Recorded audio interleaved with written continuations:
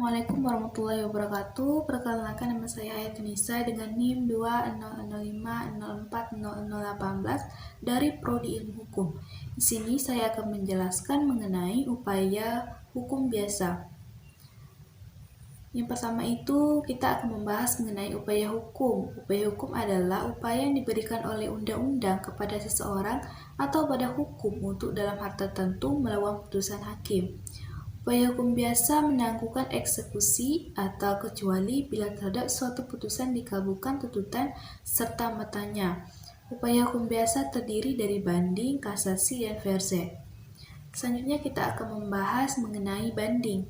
Banding itu merupakan salah satu upaya hukum biasa yang dapat diminta oleh salah satu atau kedua belah pihak yang berperkara terhadap suatu putusan pengadilan negeri. Para pihak mengajukan banding bila merasa tidak puas dengan isi putusan pengadilan negeri kepada pengadilan tinggi melalui pengadilan negeri di mana putusan tersebut dijatuhkan. Sesuai dengan azasnya, diajukannya banding, maka pelaksanaan isi putusan pengadilan negeri belum dapat dilaksanakan karena putusan tersebut belum mempunyai kekuatan hukum yang tetap sehingga dapat dieksekusi. Dasar hukum banding diatur dalam pasal 188 sampai dengan 194 HIR untuk daerah Jawa dan Madura dan pasal 199 sampai dengan 205 RBG untuk daerah di luar Jawa dan Madura. Kemudian berdasarkan pasal 3 JO pasal 5 Undang-Undang Nomor 1 Tahun 1951, Undang-Undang Darurat Nomor 1 Tahun 1991 atau pasal 188 sampai dengan 194 HIR dinyatakan tidak berlaku lagi dan diganti dengan Undang-Undang BO Nomor 2 Tahun 1947 tentang Peraturan Peradilan Ulangan di Jawa dan Madura. Jangka waktu banding. Jangka waktu banding apabila jangka waktu pernyataan permohonan banding telah lewat, maka terhadap permohonan banding yang diajukan akan ditolak oleh pengadilan tinggi karena terhadap putusan pengadilan negeri yang bersangkutan dianggap telah mempunyai kekuatan hukum tetap dan dapat dieksekusi.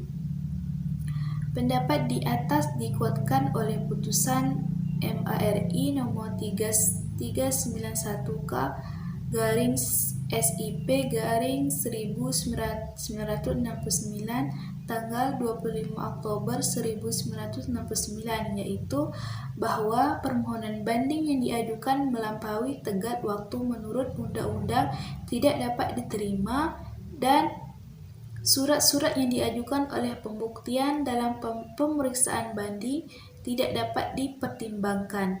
Akan tetapi, bila dalam hal perkara perdata, permohonan banding diajukan oleh dari seorang, sedang permohonan banding hanya dapat dinyatakan diterima untuk seorang pembanding, perkara terhadap perlu diperiksa seluruhnya, termasuk kepentingan-kepentingan mereka yang permohonan banding tidak dapat diterima. Putusan MARI nomor 46 garing SIP garing 1969 tanggal 5 Juni tahun 1971.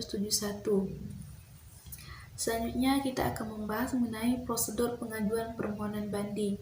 Yang pertama itu, 1. Dinyatakan di hadapan panitera pengadilan negeri di mana putusan tersebut dijatuhkan dengan terlebih dahulu membayar lunas biaya permohonan banding. Yang kedua itu, permohonan banding dapat diajukan tertulis atau lisan pasal 2 Undang-Undang Nomor 20 Tahun 1947 oleh berkepentingan maupun kuasanya. Yang ketiga itu, panitera pengadilan negeri akan membuat akte banding yang memuat hari dan tanggal diterimanya permohonan banding dan ditandatangani oleh panitera dan pembanding. Permohonan banding tersebut dicatat dalam registrasi induk perkara perdata dan registrasi banding perkara perdata. Yang keempat itu, permohonan banding tersebut oleh panitera diberitahukan kepada pihak lawan paling lambat 14 hari setelah permohonan banding diterima. Yang kelima, para pihak diberi kesempatan untuk melihat surat serta berkas perkara di pengadilan negeri dalam waktu 14 hari. Yang keenam, walau tidak harus tetapi pemohon banding berhak mengajukan memori banding, sedangkan pihak terbanding berhak mengajukan kontra memori banding. Untuk kedua jenis surat ini tidak ada jangka waktu pengajuannya sepanjang perkara tersebut belum diputus oleh pengadilan tinggi. Putusan MARI nomor 39K/SIP/1973 tanggal 11 September 1975. Yang ketujuh, pencabutan permohonan banding tidak diatur dalam undang-undang sepanjang belum diputuskan oleh pengadilan tinggi. Pencabutan permohonan banding masih diperbolehkan. Selanjutnya kita akan membahas mengenai kasasi. Kasasi itu merupakan salah satu upaya hukum biasa yang dapat diminta oleh salah satu atau kedua belah pihak yang berperkara terhadap suatu putusan pengadilan tinggi. Para pihak dapat mengajukan kasasi bila merasa tidak puas dengan isi putusan pengadilan tinggi kepada Mahkamah Agung. Kasasi berasal dari kata kasyar yang berarti memecah atau membatalkan, sehingga bila suatu permohonan kasasi terhadap putusan pengadilan di bawahnya diterima oleh Mahkamah Agung, maka berarti putusan tersebut dibatal oleh Mahkamah Agung karena dianggap mengandung kesalahan dalam penerapan hukumnya. Pemeriksaan kasasi hanya meliputi seluruh putusan hakim yang mengenai hukum, jadi tidak dilakukan pemeriksaan ulang mengenai duduk perkaranya, sehingga pemeriksaan tingkat kasasi tidak boleh atau dapat dianggap sebagai pemeriksaan tingkat ketiga. Alasan mengajukan kasasi. Alasan mengajukan kasasi ini terdapat pada pasal 30 Undang-Undang Nomor 14 Tahun 1985 antara lain. Yang pertama itu tidak berwenang atau melampaui batas wewenang. Tidak berwenang yang dimaksud berkaitan dengan kompetensi relatif dan absolut pengadilan, sedang melampaui batas bisa terjadi bila pengadilan mengabulkan gugatan melebihi yang diminta dalam surat gugatan. Yang kedua itu salah menerapkan atau melanggar hukum yang berlaku. Yang dimaksud di sini adalah kesalahan yang menerapkan hukum, baik hukum formil maupun hukum material. Sedangkan melanggar hukum adalah penerapan hukum yang dilakukan oleh judek fasti salah satu atau bertentangan dengan ketentuan hukum yang berlaku, atau dapat juga diinterpretasikan penerapan hukum tersebut tidak tepat dilakukan oleh judek fasti. Ketiga, lalai memenuhi syarat-syarat yang diwajibkan oleh peraturan perundang-undangan yang mengancam kelalaian itu dengan batalnya putusan yang bersangkutan. Contohnya, dalam suatu putusan tidak terdapat irah-irah. Prosedur kasasi. Yang pertama, permohonan kasasi disampaikan oleh pihak yang berhak baik secara tertulis atau lisan kepada panitera pengadilan negeri yang memutus perkara tersebut dengan melunasi biaya kasasi. Yang kedua, pengadilan negeri akan mencatat permohonan kasasi dalam buku daftar dan hari itu juga membuat akta permohonan kasasi yang dilampirkan pada berkas pasal 46 ayat 3 Undang-Undang Nomor 14/1985. Yang ketiga itu paling lambat 7 hari setelah permohonan kasasi didaftarkan, panitera pengadilan negeri memberitahukan secara tertulis kepada pihak lawan terdapat pada pasal 46 ayat 4 Undang-Undang Nomor 14/1985.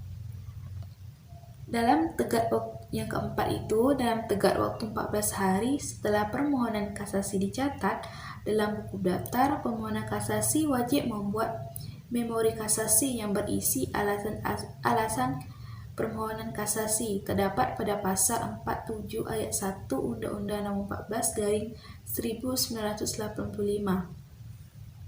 Yang kelima, Panitera Pengadilan Negeri menyampaikan salinan memori kasasi pada lawan paling lambat 30 hari, terdapat pada pasal 47 ayat 2 Undang-Undang Nomor 14 Tahun 1985. Keenam itu, pihak lawan berhak mengajukan kontra memori kasasi dalam tenggat waktu 14 hari sejak tanggal diterimanya salinan memori kasasi, terdapat pada pasal 47 ayat 3 Undang-Undang Nomor 14 Tahun 1985. Yang ketujuh itu, setelah menerima memori dan kontra memori kasasi dalam jangka waktu 30 hari, Panitera Pengadilan Negeri harus mengirimkan semua berkas kepada Mahkamah Agung, terdapat pada pasal 48 ayat 1 Undang-Undang Nomor 14 Tahun 1985. Tenggat waktu kasasi. Permohonan kasasi harus sudah disampaikan dalam jangka waktu 14 hari setelah putusan atau penetapan pengadilan yang dimaksud diberitahukan kepada pemohon. Ini terdapat pada pasal 46 ayat 1 Undang-Undang Nomor 14 Tahun 1885. Baik tidak terpenuhi, maka permohonan kasasi tidak dapat diterima. Selanjutnya kita akan membahas mengenai verzet.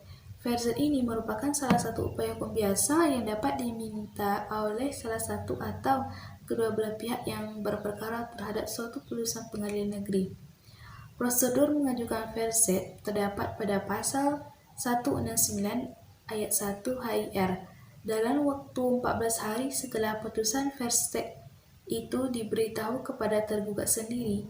Jika putusan tidak diberitahukan kepada tergugat sendiri, maka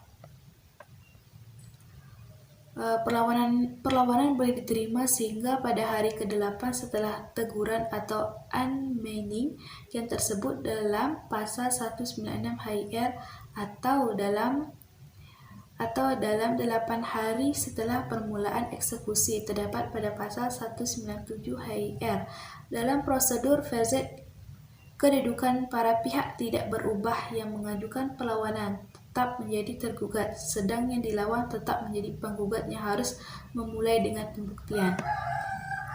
Verzet dapat diajukan oleh seorang tergugat yang dijatuhi putusan verzet, akan tetapi upaya verzet hanya bisa diajukan satu kali. Bila terhadap upaya verzet ini tergugat tetap dijatuhi putusan verzet, maka tergugat harus tempuh upaya hukum banding. Sekian dari saya. Wassalamualaikum warahmatullahi wabarakatuh.